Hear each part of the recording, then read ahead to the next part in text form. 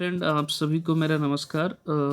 आज मैं बात करना चाह रहा था, ये मैंने बताया था कि सभी विषयों को डीआईएस ऑफिस भेज दिया गया। वो कल ही भेज दिया गया था, मैंने कहा था मेल के थ्रू। अब क्या होता है ना कि वो खुद मेल चेक करते नहीं है जल्दी। गवर्नमेंट कर्मचारी आप जानते हैं थोड़े से लेजी होते हैं। 8 तारीख को ही भेज दिया गया था, जैसा कि मैंने आपको इन्फॉर्मेशन दिया था। आज हालांकि सर्कुलर आज सब जगह आउट हो रहा है। अब मेल जब तक ओपन नहीं करोगे तो पता कैसे चलेगा डीआईएस ऑफिस में आया है कि नहीं। बहुत सारे जगह कंप्लेन आया, लेकिन अब तसल्ली हो गई, सब जगह डीआईएस ऑफिस पहुंच चुका है सारे सब्जेक्टों का, टीजीटी और पीजीटी का। पीजीटी का पहले गया, बाद में टीजीटी का गया। वहां जाने से थ्रू डॉक्यूमेंट क्या क्या आपको लेके जाना है, ये चीज़ें ध्यान रखिए। बाई पोस्ट कोशिश करिए कि रिसीव न करें, आप वहां जाइए, क्योंकि आयोग का जो ऑर्डर है, मैं एक बार ऑर्डर पढ़ाना चाहता हूँ, ये ध्यान से देखिएगा। मैं ऑर्डर एक बार पढ़ाता हूँ, फिर उस पर बताऊँगा कि क्या क्या डॉक्यूमेंट आपको लेके जाना चाहिए। अंत तक देखेंगे तो आपको ज़्यादा समझ में आएगा।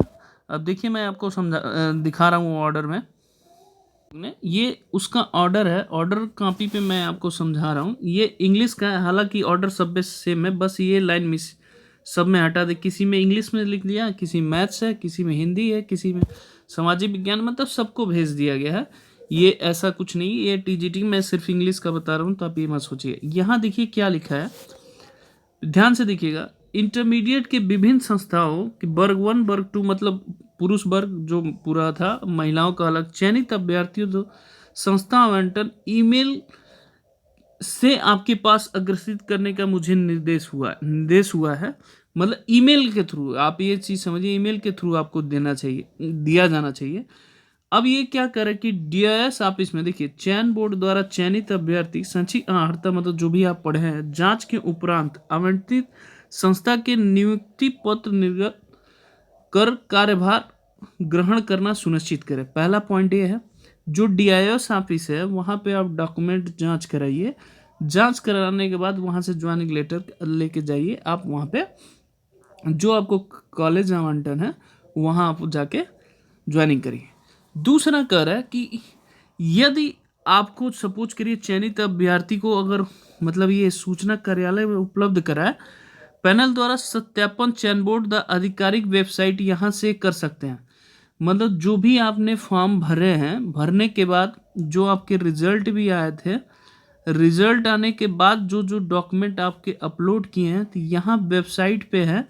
इस वेबसाइट से आपको वेरीफाई करेगा कि आपने जो अपलोड किया है ठीक किया कि नहीं किया, डॉक्यूमेंट जो आपने लगाया है वो आपके ओरिजिनल है कि फेक है, वहाँ से सत्यापन करना है। ये आगे क्या लिख रहा है, इसके लिए पृथक से पत्राचार करने की आवश्यकता नहीं है। मतलब अलग से कोई मतलब इंफॉर्मेशन लेने की ज़रूरत नहीं है। आप यहाँ से आप डिटेल पूरा चेक कर सकते हैं, ठीक है। तीसरा पॉइंट आपको समझने वाला है कि यदि कोई अभ्यर्थी ज्वाइनिंग नहीं करता है तो उसके जगह पे रिक्त जो भी मतलब होंगे पोस्ट होंगे, तो वरीयता के आधार पे जो वेटिंग वाले होंगे उनको वो आवंटन किया जाएगा। नियम क्या है, 13(3) के अंतर्गत, ठीक है। ये 3 पॉइंट आयोग की तरफ से आया है। टीजीटी के सारे सब्जेक्ट का डीआईएस ऑफिस पहुंच चुका है, ठीक है। अब कोई डीआईएस ऑफिस मना नहीं कर सकता, ऑर्डर आप लेके जाके दिखा सकते हैं। ये बात पहली चीज़ हुई। 3 पॉइंट का उसमें जिक्र हुआ है, फिर से मैं बता देता हूँ। डॉक्यूमेंट जो भी है आपने अपलोड कर रखा है, उसकी वेबसाइट से वो कह रहा है कि डीआईएस ऑफिस चेक करे। चेक करने के बाद फिर आपको वो ज्वाइनिंग लेटर दे, फिर आपको वहाँ से जाना होगा मेल के थ्रू, ठीक है। ये ध्यान रखिए। अब आगे चलते हैं, आपको क्या क्या करना चाहिए। देखिए आगे मैं बता रहा हूँ जो जो डॉक्यूमेंट आपको चाहिए। एक तो आपने जो फॉर्म फिल किया होगा उसकी पूरी फोटोकॉपी आपने रखा होगा, वो जरूर लेके जाइए। फोटोकॉपी जो आपने प्रिंट आउट निकाला होगा वो लेके जाइए, फोटोकॉपी पहला चीज़। दूसरी चीज़, डॉक्यूमेंट ओरिजिनल आप लेके जाइए। ओरिजिनल जो जो आपने अपलोड किया है ओरिजिनल डॉक्यूमेंट लेके जाइए,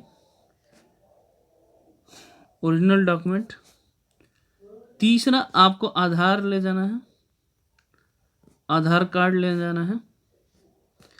आधार कार्ड आज के डेट में अकाउंट से रिलेटेड है ये, तो जो अकाउंट में है वही चीज़ आधार कार्ड में हो तो ज़्यादा बेहतर होगा। 10th के मार्कशीट के अनुसार आप करिए। चौथी चीज़ें, आप फ़ोटो ज़रूर लेके जाइए, 3 फ़ोटो कोशिश करिए लेके जाइए। जो फोटो कॉपी आप ओरिजिनल डॉक्यूमेंट का कम से कम 4 सेट करा लीजिए, क्योंकि 2 ही सेट लगेगा। 4 सेट मैं इसलिए बोल रहा हूँ कि जहाँ आप कॉलेज आवंटन के लिए जाएंगे 2 सेट वहाँ पे भी जमा होगा। ये सारे डॉक्यूमेंट। अब आते हैं, किसी का अगर प्रॉब्लम होता है, सपोज करिए किसी ने डॉक्यूमेंट थोड़ा सा गलत भर दिया, चाहे किसी की नाम की स्पेलिंग की गलत हो, तो वो भी घबराए ना। ऐसा नहीं है कि आपको पूरी तरह से छांट दिया जाएगा।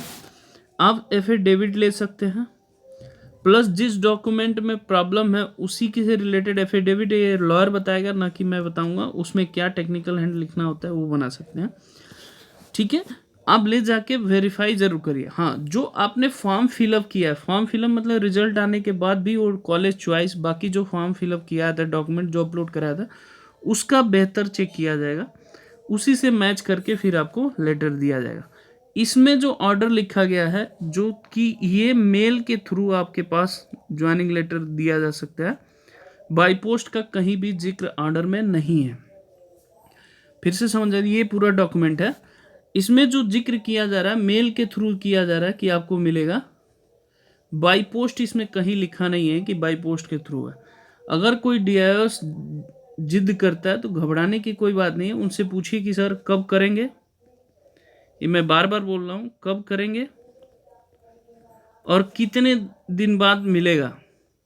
क्योंकि जितने दिन लेट होगा उतने दिन आपको दिक्कत होगा, क्योंकि उतने दिन की सैलरी नहीं मिलती। अब बेसी बात है, हैंड टू हैंड मिलता है तो ज़्यादा बेहतर है। अभी कोई डीआईओएस के पास बहाना नहीं हुआ कि मेरे पास नहीं है। आप सबकी ऑर्डर आपके पास है, आप उस ऑर्डर को डीआईओएस ऑफिस ले जा सकते हैं। ले जाने के बाद अगर वो कहते हैं कि अभी भी मेरे पास नहीं है, तो आप उसको दिखा सकते हैं, सर आपके पास आ चुका है, क्या बात कर रहे हैं। वो भी प्यार से, लड़ाई नहीं करना है, क्योंकि गवर्नमेंट बॉडीज की संस्था में आप जाना चाहते हैं, लड़ाई नहीं करना है। फिर से मैं क्लियर बोल रहा हूँ, ये नहीं कि वहाँ उजटता दिखाने लगे, रूल रेगुलेशन बताने लगे, फिर तो आपको परेशान करेगा। और उसमें मेल वर्ड यूज किया, कहीं पोस्ट ऑफिस का यूज नहीं किया है।